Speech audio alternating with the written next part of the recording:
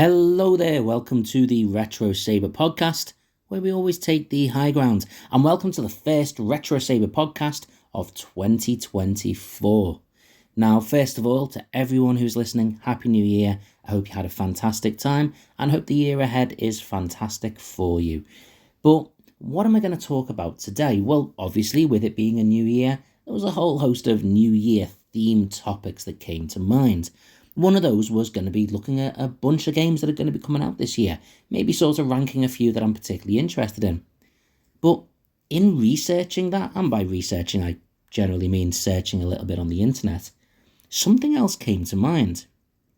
You see, amongst all the games that I saw that leapt out at me, a few of them had two particular words in it. Star Wars. There seems to be quite a few Star Wars games coming out in 2024. First of all, there is a remaster of Dark Forces, which is an old PC Star Wars game, which actually, truth be told, I never played. But I know it's spoken of very highly. Whether a remaster will be spoken of highly or not, we'll have to wait and see. There's also Star Wars Outlaws and Star Wars Hunters. Outlaws is a game that looks like it's coming out on the PS5 and the latest Xboxes, but the other one, Hunters, looks like that's coming out specifically for things like the Nintendo Switch and a few versions on mobiles as well.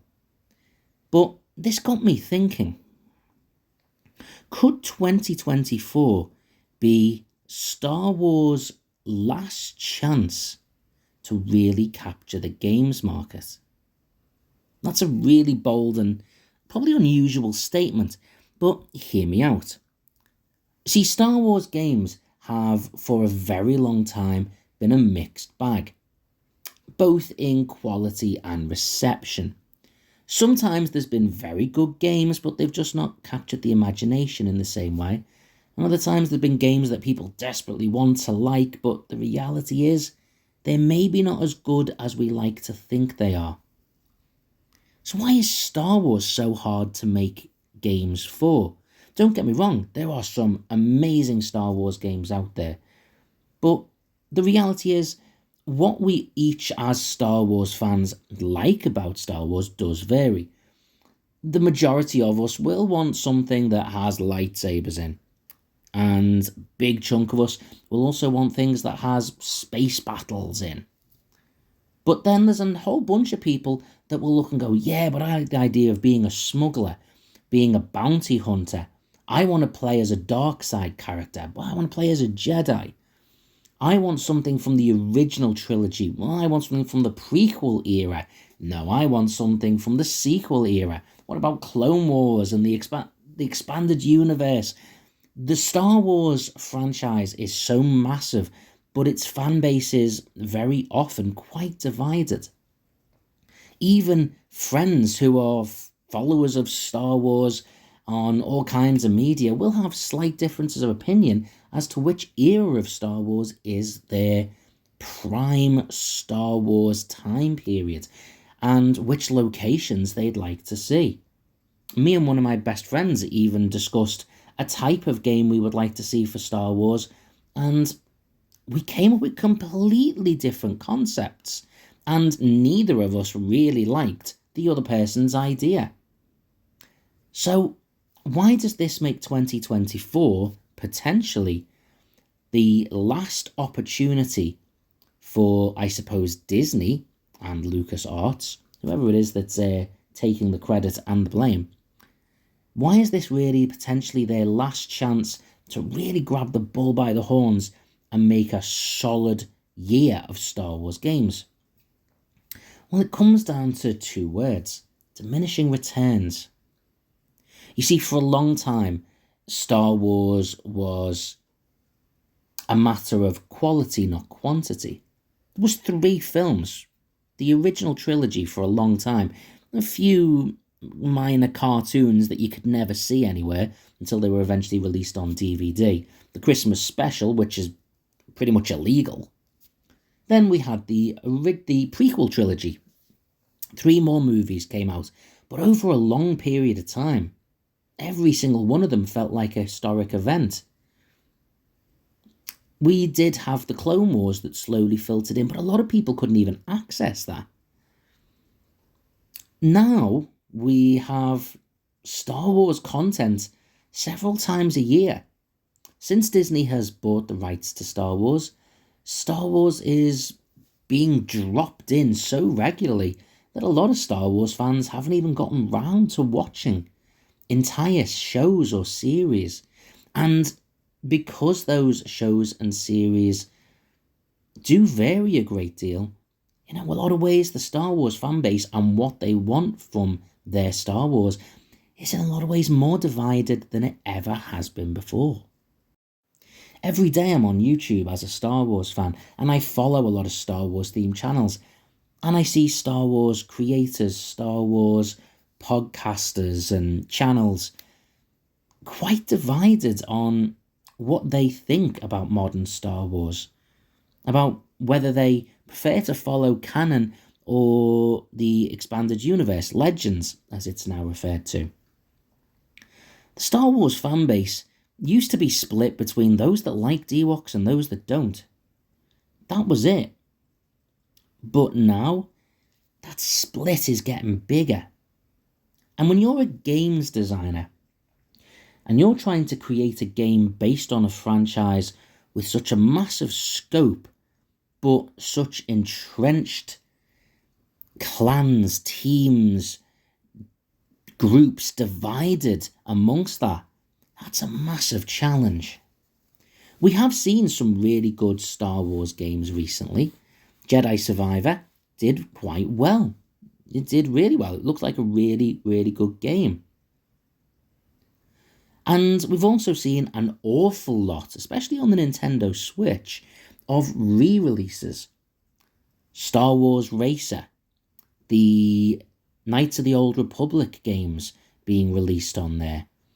The Republic Commandos, a whole bunch of them being released. First of all in 2-packs, and then towards the end of last year in a big multi-pack with about 5 or 6 Star Wars games in one. Although quite cheekily, at least 2 of them you did have to download. I hate it when they do that. But what that means is they do still want to push Star Wars games out there. But that so much of the stuff that was coming out was either a sequel or was basically just a re-release of an old game that people thought of fondly, does say that maybe they're a little bit nervous about trying anything new. This year, we've had a whole host of Star Wars content, and that just means even more divide. Those that loved Andor and thought it was the greatest thing that's ever existed, and those, myself included, who thought, yeah, I'm sure it was fine, but I was bored. It was boring. Those that were big fans of Ahsoka and are still simping over Shin Hati, Ahsoka, and half the other cast, and those that generally looked at it and went, it was fine, but I've already forgotten about it. I personally liked the show. I thought they did a very good job with it, but I very quickly just forgot about it. That couldn't be said about Star Wars in the past. You would watch it on repeat again and again and again, but that doesn't seem to be the case anymore. So the divide is there. And this year, they're sort of hedging their bets a little bit. First of all, we have got this Dark Forces re-release coming out, remaster coming out in 2024. And this is a smart move. Whether people will be happy with the idea of a remaster or not is up for debate. We saw the controversy around the GTA Definitive Edition trilogy when it was released. I personally thought the remaster was fine. The problem is a lot of these games have been out on PC, and Dark Forces absolutely was a PC game. And PC gamers are constantly updating their rig, updating their PCs, and a lot of them are more than capable of doing better remasters or downloading stuff that does a better remaster of a game than anything the games designers are going to do. But what about people who are going to be playing this on consoles, maybe for the first time? Well, that'll be me.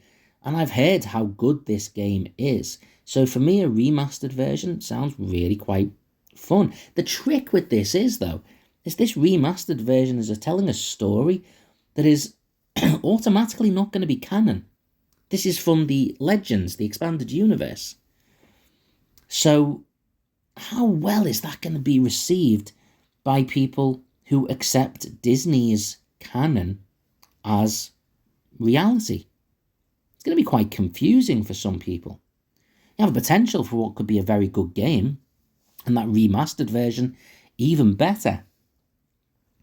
But if it's not going to fit with everything else in the expanded universe, you are going to limit those that are going to want to play it to quite possibly the older fan base. Already, there's a split. There's a bit of a divide, maybe. Then we've got these two other games. There's Outlaw, which is Outlaws, I think it is. It's meant to be a much more open world game. This is one that's sort of following the smuggler. This sort of feels like they're going for a low budget GTA in a galaxy far, far away. And I'm all for that. I am fine with that. I think there will be some people who will look and go, well, these are all going to be original characters. That's not as appealing to some people. A kid might look and go, Jedi Survivor's fine, because I see a lightsaber on the front. This is about smugglers and people in the underbelly of society. That means it's going to appeal to slightly less people. And you could say, well, that's okay, but it'll appeal to other gamers as well. The problem is, people who aren't Star Wars fans generally don't go to a Star Wars game just because they've heard it's a good game. If you ain't Star Wars fans, you tend to look down a little bit on Star Wars, and you're not as likely to play the game specifically because it has Star Wars on the front. So the idea that people will buy it just because it says Star Wars is not necessarily true. But the idea that some people would specifically not buy it because it says Star Wars, that's true. That is true. That said, this game still looks like it could be really good, but we've been here before. We were here with The Force Unleashed. We've been here with so many Star Wars games that externally looked fantastic. And then once you start playing it, you go, oh no, there's this again. It's not that good. But let's remain optimistic. Hopefully this will be a very good game. Clearly, it seems they just couldn't make this fit on the Nintendo Switch. And I would suspect that's why the Switch has this Star Wars Hunters game instead, which from what I can see is some sort of arena combat game, all original characters, maybe something a little bit like a spin-off to the game Star Wars Masters of Terraskazi, which was a one-on-one fighting game. This, however, is more of an arena battle game, with a load of characters in it, but they are all original. You've got things that look familiar. There's a droid, but he's dressed as a Jedi. You've got some sort of, I don't know what species she was, but someone that looks like she's either a Sith or an Inquisitor, something like that. You've definitely got some bounty hunters. We've got what looks like two Jawas, one stood on top of the other. They fight as a team. There's a Wookiee in there. It looks quite cartoony, but that's not necessarily a bad thing. That actually plays to the strengths of the Nintendo Switch. And because some of those characters look familiar, especially the idea of a Wookiee, not saying all Wookiees look alike, but they're very similar. And you're going to get enough kids that look and go, oh, that looks cool, and would buy it. And the idea that the Nintendo Switch is getting its own Star Wars game instead of a watered-down version of a different game is really good. Play to the strengths of the consoles and the console's fanbase. This also tells me that Star Wars Outlaws must be pretty big.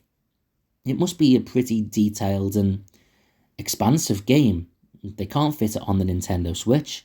It's just going to be on the Xbox Series X and the PS5. Brilliant. There is also the shadow of Star Wars Eclipse, a game that we know next to nothing about, except that it's in the High Republic era. This is the era that we've only really seen before in Star Wars books since Disney took over.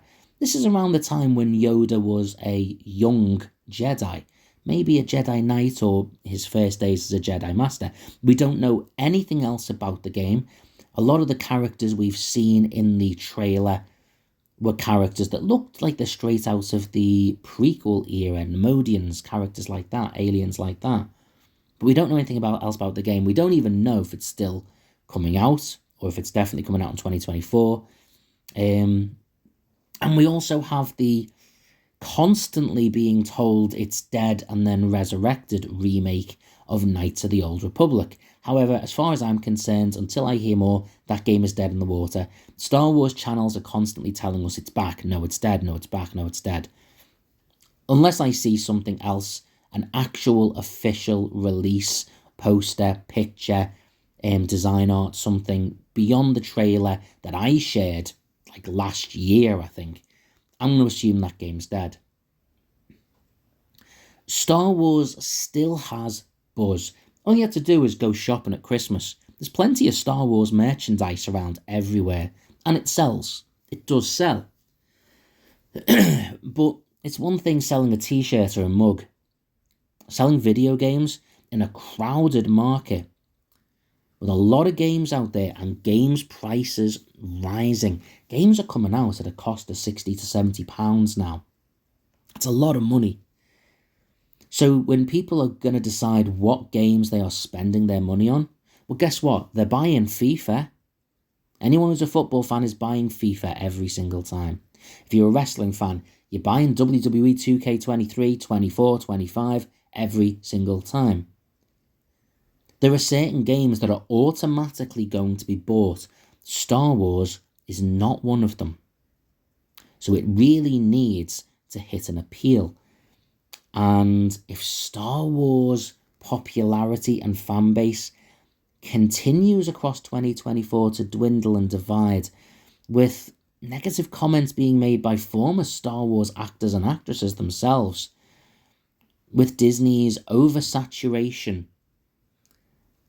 there's a good chance that 2024's lineup of Star Wars games is its last real chance to become a popular mainstay in gaming. Don't get me wrong, as I said, Jedi Survivor this year, I suppose it is this year, did very well.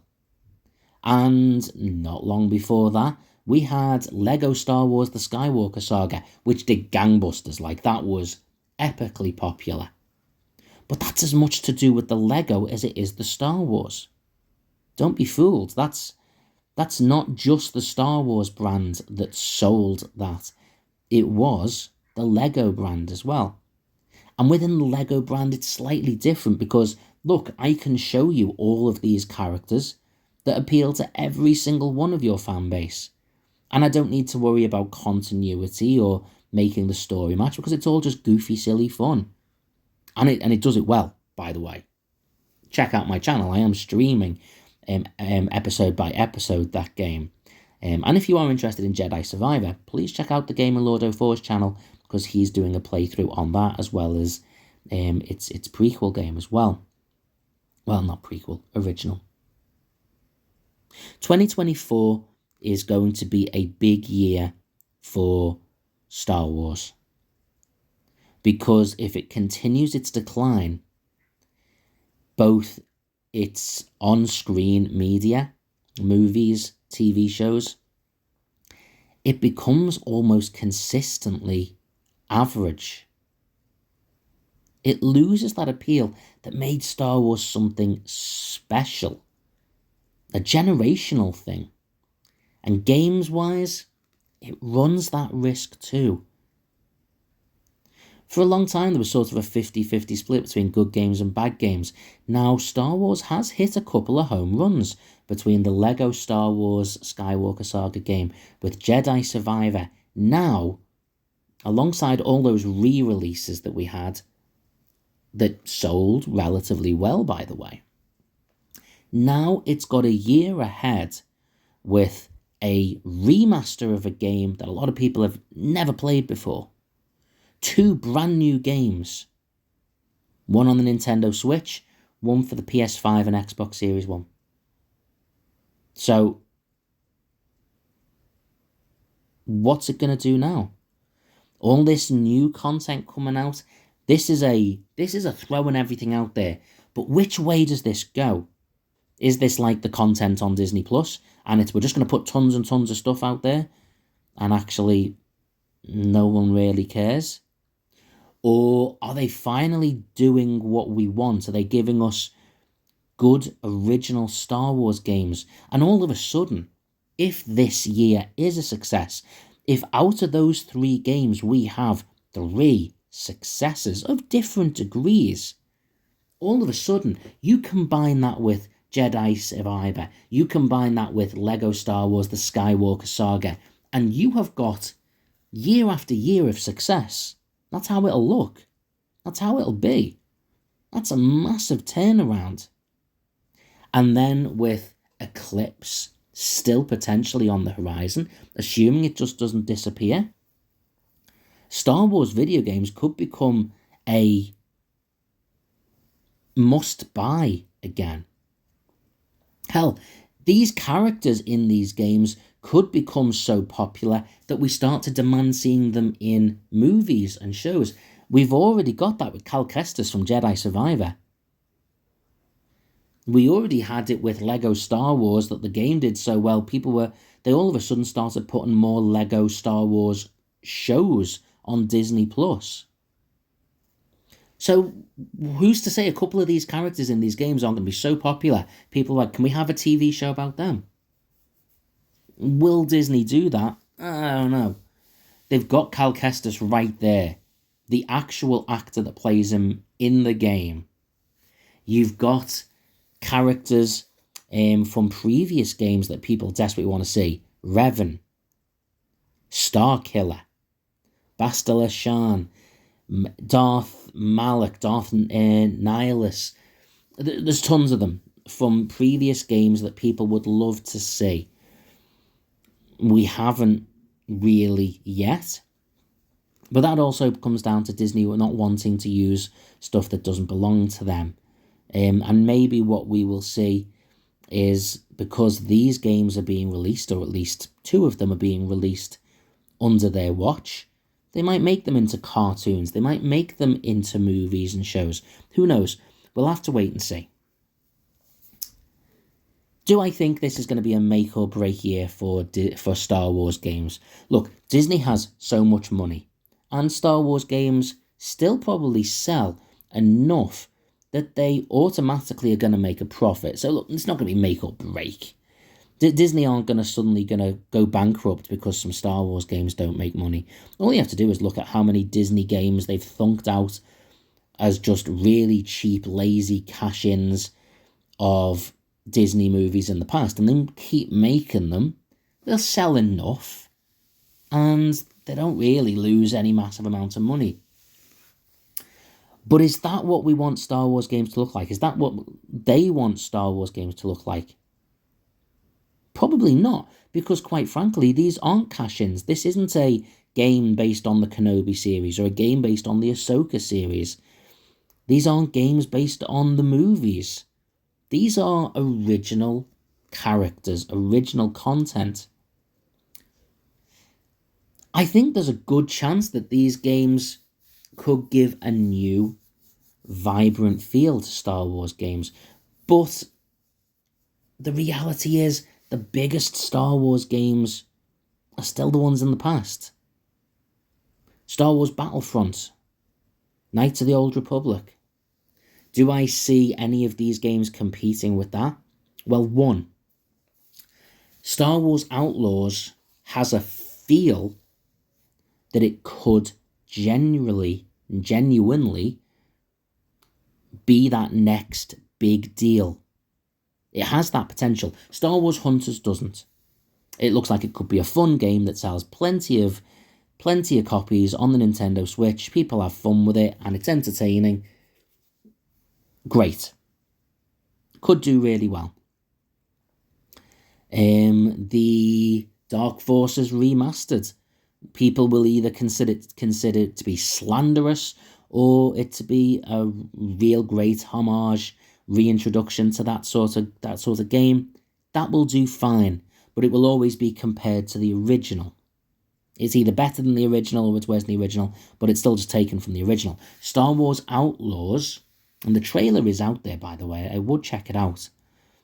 Star Wars Outlaws looks like a completely open game, original characters, an original feel. I believe set between Empire Strikes Back and Return of the Jedi. That is prime Star Wars time for all Star Wars fans, because original trilogy fans are probably the most critical. Prequel series fans, the next most critical. The fans of the people who are fans specifically of the sequel trilogy, they just tend to accept everything else. They're the ones that everyone else tends to have a go at, which is a little bit unfair. So if you capture that original fan base, you might capture most fan bases. You're not going to capture people that just want to see lightsabers and Jedi and stuff. That ain't going to be in that game. Or at least not that I know of. I haven't seen much of it. Maybe it will be to some degree. But it'll be limited because they're keeping it real and gritty. But that could be enough. And if the game hits the ground running and is a big success from the start, once it's seen on YouTube, streamers playing it, a lot of other people will suddenly be attracted to it as well. This could be Star Wars' big redemption in gaming. So, I guess we'll have to wait and see. 2024 is going to be a big year for Star Wars games. It's going to be a big year for a lot of games franchises as well. But for Star Wars, whether it be in games or on the screen, there's a lot to make up for and also a lot to capitalise on. Gaming needs to capitalise on its previous sales of re-released games, Jedi Survivor and Lego Star Wars The Skywalker Saga, plus the remaining popularity of Star Wars Battlefront 2, by the way, still being streamed regularly online. People still play that game. The fact that they haven't done Star Wars Battlefront 3 yet is ridiculous. A lot of it comes down to their desire to, with Star Wars Battlefront and Battlefront 2, to make tons and tons of money by releasing 2 empty shells of games and getting everyone to buy extra. And they got a lot of stick for that. When they eventually released the Celebration Edition with all the content in, everyone loved it. And were probably a little bit miffed. Well, maybe if they started releasing full games instead of trying to rent games out to us, constantly making us pay more. But anyway, I'm getting sidetracked. Either way, we'll see how these games pan out. And I'll definitely be playing some of them. And there's definitely going to be Star Wars content on my channel anyway, because you know me, I love Star Wars. Quickly, before I wrap this one up, this has been a very rambling and random podcast, I know. I do want to say a quick thank you to everyone. Over the Christmas period going into the new year, I hit 860 subscribers. My current aim might be to try and get to 900 by around the time I hit my 2-year anniversary, which will be coming up soon. And there's a whole host of games I'm going to be playing in the new year. I recently got AEW Fight Forever. I got NHL 24, Mortal Kombat 1, and I got Street Fighter 6. So lots of new games there to be played. And there's also a lot of other games I'm going to be streaming and playing as well. Plenty of WWE games, of course. Star Wars Battlefront, Destiny 2, blah, blah, blah. The list goes on. GTA Vice City is going to get a full stream through on my channel as a bit of a prep for the upcoming GTA 6. So there's a lot coming in 2024 on Saber Duel Gaming, as well as my usual Dumb Ways to Die shorts getting posted, retro reviews, other videos, lists, collaborations with other streamers. And a big thank you, by the way, to all streamers that have collaborated with me over the past year. But anyway, I hope everyone has had a fantastic holidays. I hope everyone has a fantastic 2024. Hope it's been okay for you so far. You know, start you mean to go on. And yeah, keep in touch. What about you, though? Are you a fan of Star Wars games? If you are, comment below. Let me know what your favourite Star Wars game is and what your thoughts are on upcoming games. If you're not a fan of Star Wars games, why the hell are you still listening? Dude, thank you very much for staying around the entire time. But if you're not a fan of Star Wars games, wow, you really stuck by me here. Comment below what game in 2024 you are looking forward to, though. Who knows, maybe we can do a separate podcast talking about those. Until next time, have a fantastic day, and of course, take the high ground.